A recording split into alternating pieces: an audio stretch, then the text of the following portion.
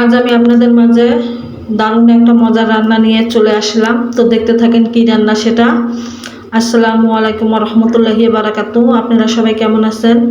আলহামদুলিল্লাহ, আমি তো খুবই ভালো আছি আপনাদের দোয়ার ভালোবাসায়। তো আজকে আমি হাঁস রান্না করব নারিকেল বাটা দিয়ে, নারকেলের দুধ এবং নারকেলের বাটাটা দিয়ে হাঁস রান্না করব। আর এই হাঁসটা দারুণ মজা হয়েছিল। হাঁসটা কিন্তু মেয়ে হাঁস ছিল, তো হাঁসের ডিম সহ হাঁসটা রান্না করে ফেলবো আজকে। তো আপনারা কে কে হাঁস রান্না করতে ভালোবাসেন আর খেতে ভালোবাসেন অবশ্যই কমেন্টে জানাবেন। তো এখানে আমি একটা কড়াই বসাই দিছি, কড়াইয়ের মধ্যে প্রচুর পরিমাণে তেল দিয়েছি। হাঁস রান্নায় তেলটা দরকার আছে ময় মশলার অনেক। তো এখানে অনেকগুলো রসুনের কোয়ার পেঁয়াজ কুচি দিয়ে দিলাম, দিয়ে এখন ভালোভাবে নাড়াচাড়া করে নিচ্ছি। তো দেখতে থাকেন আজকে আমার হাঁস রান্নাটা কেমন হয় অবশ্যই জানাবেন আমাকে। এরপর এখানে আমি ময় মশলাগুলো সব নিয়েছি গোটাল গোটাল, লং, গোলমরিচ, তেজপাতা, ডালচিনি, সাদা এলাচ সবগুলো এখন আমি দিয়ে দিব। তার সাথে জত্রি আছে, দিয়ে দিলাম সবগুলো একসাথে। মশলা, গরম মশলার আইটেম যা যা থাকে, আর বাতি শুধু জত্রিটা আছে এখানে। আর আজকের ভিডিওটা কিন্তু একটু বড় হবে, অবশ্যই আপনারা দেখবেন কিন্তু। তো ভিডিও যদি পুরোপুরি না দিই তো আপনারা দেখে বুঝবেন না যে কি কি দিয়ে রান্নাটা করলাম আমি। এখানে পরিমাণ মতো আমি লবণ দিয়ে দিলাম কিন্তু, দিয়ে এখন ভালোভাবে আমি পেঁয়াজগুলো নাড়াচাড়া করে নিচ্ছি আর তার সাথে গরম মশলাগুলো। তো কেমন হয় অবশ্যই জানাবেন। তো এখন আমি মশলা বাটাটা দিয়ে দিব, আদা বাটা, জিরা বাটা, রসুন বাটা। যেহেতু একটা পুরো হাঁস, তো আমি মশলা বাটাগুলোর পরিমাণও একটু বেশি করে নিছি। এখানে প্রায় 2.5 চামচ আমার আদা বাটা আছে, 2.5 চামচ রসুন বাটা আছে, 2.5 চামচ জিরে বাটা আছে। দিয়ে এখন আমি খুব সুন্দরভাবে নাড়াচাড়া করে নিচ্ছি কিন্তু। আর মশলা বাটাটা যত কষাবো তত কিন্তু ফ্লেভারটা খুব দারুণ আসে।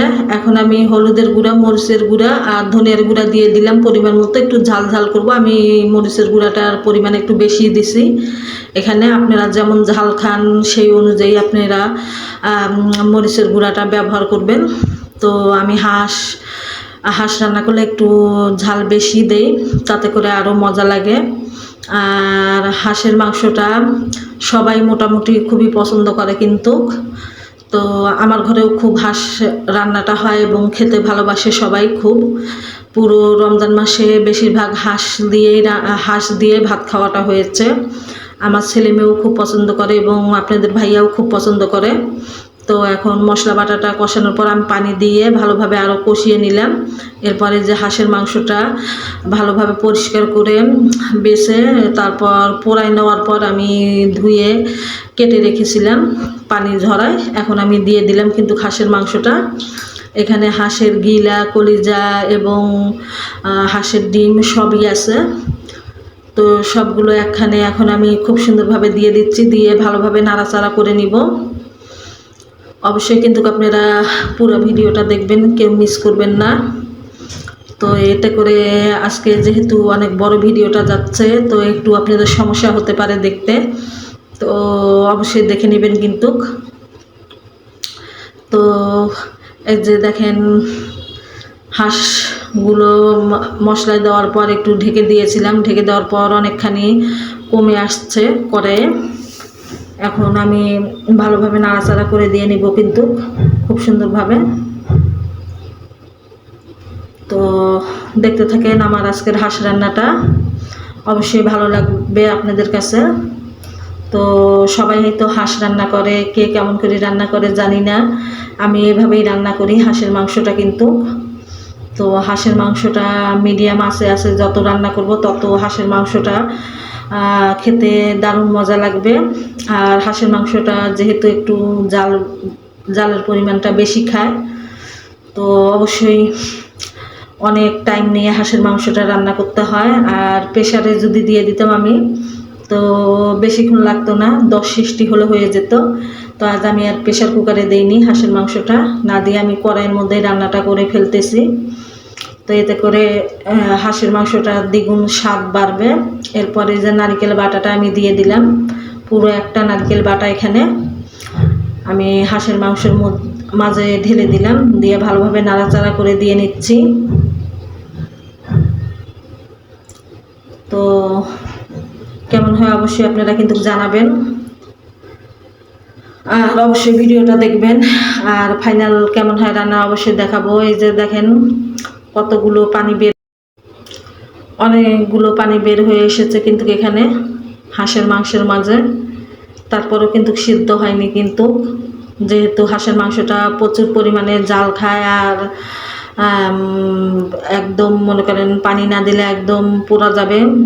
তো পানি দিতে হবে হালকা পরিমাণ অবশ্যই। আর নারকেল বাটা দেওয়ার পর ঝোলটা কেমন ঘনত্ব হয়েছে, এই যে একদম দেখেন থমথমা হয়ে আসছে। আর নারকেল বাটা দিয়ে কিন্তু হাঁস রান্নাটা দারুণ মজার আর লোভনীয় হয়। এরপর আমি পানি দিয়েছিলাম কিন্তু, আর মিডিয়াম আছে আমি রান্না করে ফেলতেছি। এখন আমি জিরা, ধনিয়া, গরম মশলার গুঁড়াটা ছিটিয়ে দিলাম। এটা ভাজা গুঁড়া কিন্তু, সবগুলো একসাথে নিয়ে ভালোভাবে ভেজে আমি গুঁড়া করে নিয়েছি।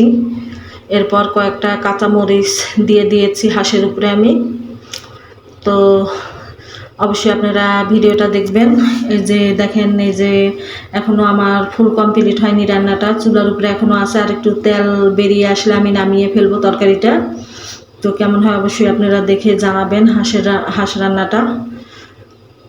তো আজকে ভিডিওটা অনেকখানি দেওয়া হলো, আপনাদের সাথে অনেক গল্প করা হলো হাঁস রান্নার পাশাপাশি। তো আপনারা কে কে এইভাবে হাঁস রান্না করে খান অবশ্যই জানাবেন। আর কেমন হয়েছে আজকে আমার রান্নাটা সেটাও কিন্তু জানাতে ভুলবেন না। তো আর একটু নাড়াচাড়া দিয়ে ভালোভাবে নাড়াচাড়া করে আমি নামিয়ে ফেলবো তরকারিটা, কিন্তু অবশ্যই আপনাদেরকে দেখিয়ে দিব, আপনারা দেখে নেবেন। তো অনবরত নাড়তেছি নিচে যেন লেগে না যায়, যেহেতু পানিটা একদম শুকিয়ে গেছে। আর একটু পানি দিয়ে দিব। তো দেখলাম একটু নেড়ে চেড়ে দেখলাম আর একটু সেদ্ধ হওয়ার বাকি আছে আমার, যেহেতু আর একটু পানি দিয়ে দিলাম। একটু আমার ছেলে বলতেছে একটু থমথমা ঝোলের জন্য, গাঢ় ঝোলের জন্য। আমি তো একদম শুকিয়ে ফেলেছিলাম, তারপর আর একটু পানি দিয়ে দিছি।